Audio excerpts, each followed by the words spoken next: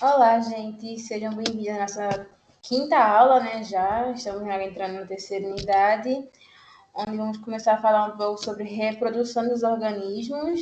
Vamos mais dar uma revisão, porque eu sei que vocês já viram essa parte, né? O professor anterior já tem passado exercício sobre isso, já falou um pouco sobre isso, mas eu vim reforçar mais, também para seguir o roteiro que está aqui, né? Então, a gente vai começar falando um pouco sobre isso e também sobre a possibilidade de a gente começar a dar aula no Meet, né?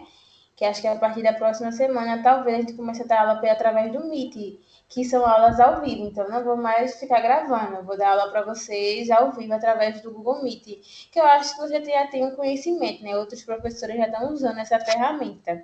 Então, eu também vou começar a usar. Não sei se vai ser próxima semana ou se vai ser na outra, mas eu informo a vocês no grupo.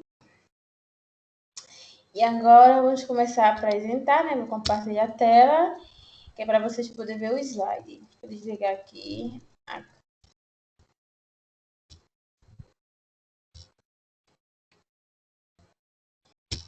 E também eu vou, no final da aula, eu vou propor uma atividade, né? Que é para a próxima aula e que vai valer pontos, né? Mas eu vou explicar para vocês direitinho no final da aula.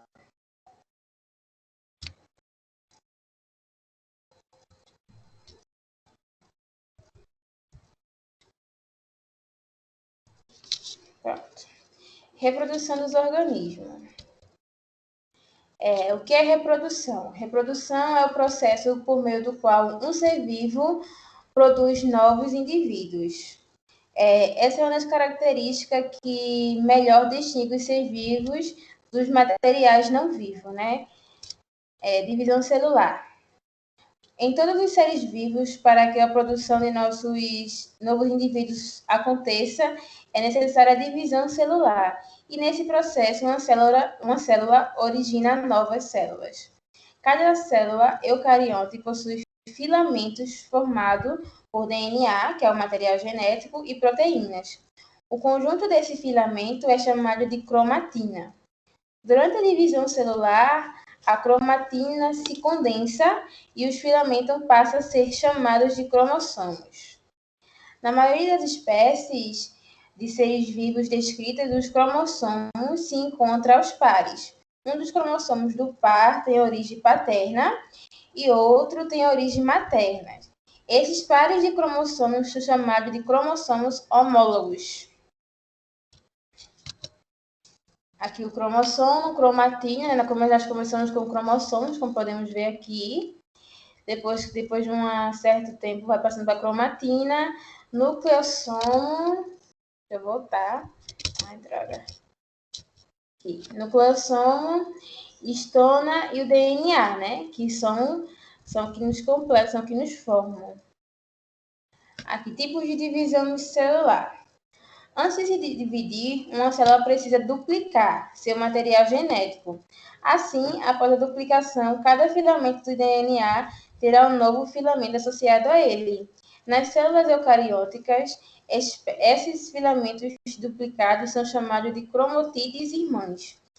Após a duplicação do material genético, a cromatina se condensa e então a célula inicia a divisão. Há dois tipos básicos de divisão celular, que é a mitose e a meiose. Na mitose, uma célula chamada de célula-mãe dá origem a duas novas células, chamadas de células-filhas, que são idênticas à célula-mãe. Durante a divisão, as cromatídeos irmãs se separam e o material genético se distribui igualmente entre as células formadas. Em seres unicelulares, a mitose é um processo de reprodução. Na pluricelulares, ela é importante para o crescimento e a regeneração do organismo. Já a meiose é o processo de divisão celular em que uma célula mãe dá origem a 4 células filhas. E cada uma das 4 células filhas tem metade da quantidade do cromossomo de célula mãe. E isso acontece porque durante a meiose ocorre duas divisões celulares e apenas uma de duplicação do material genético. Então, que um junta com o outro e se transforma em 2+, que é a mitose, né? Então, aqui embaixo, cada um ficou com 50% do gene da célula mãe, né? As células filhas vão ter 50% dessa e 50% dessa. Já aqui, ó, quando esses dois aqui se dividem, eles vão formando mais 2 novos. Cada um vai formar 2 novos células filhas.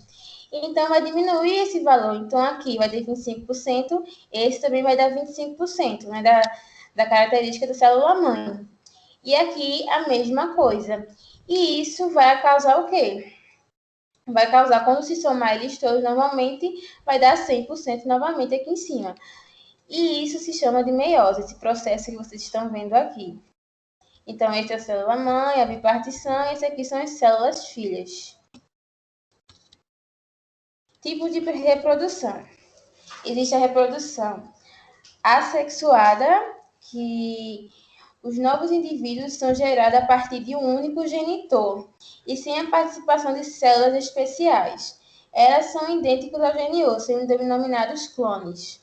Muitas espécies podem se reproduzir sem precisar de um parceiro, e esse processo é chamado de reprodução assexuada.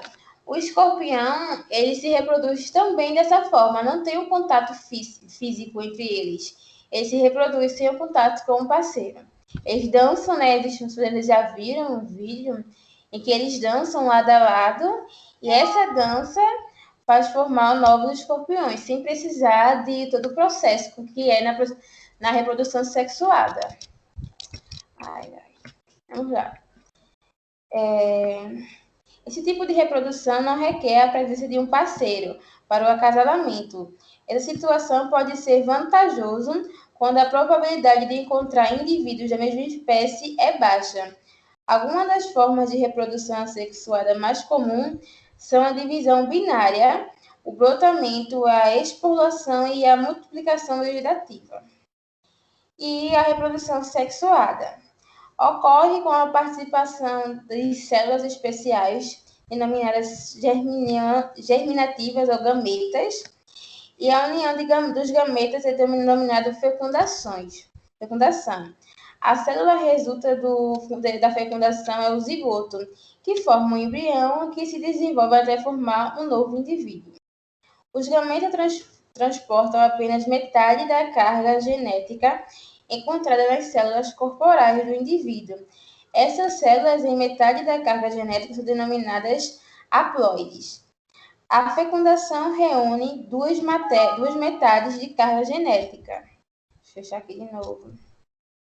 Presente cada um em um gameta, resultado em um zigoto, com a carga genética completa. Então, o que acontece? Os dois gametas com cargas separadas, né, vão se unir para formar o zigoto. E esse zigoto vai ser o quê? O completo dos dois. E assim se forma o bebê, né? O bebê se forma dessa forma. O gameta masculino se une com o gameta feminino e forma o zigoto.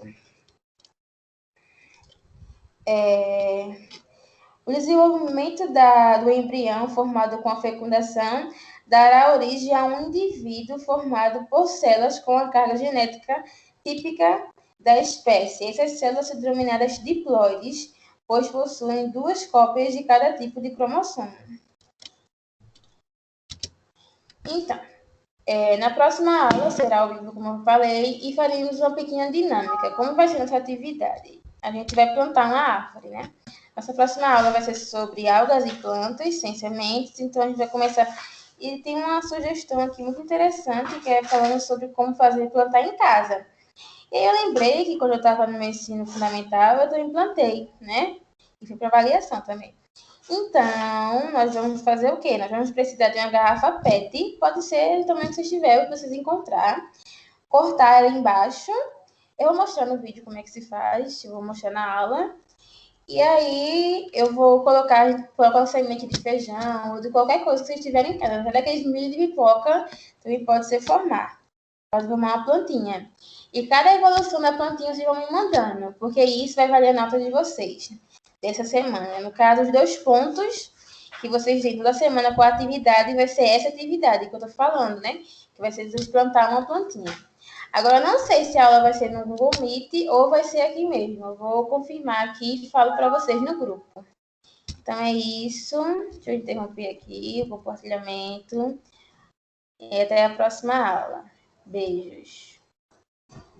Até.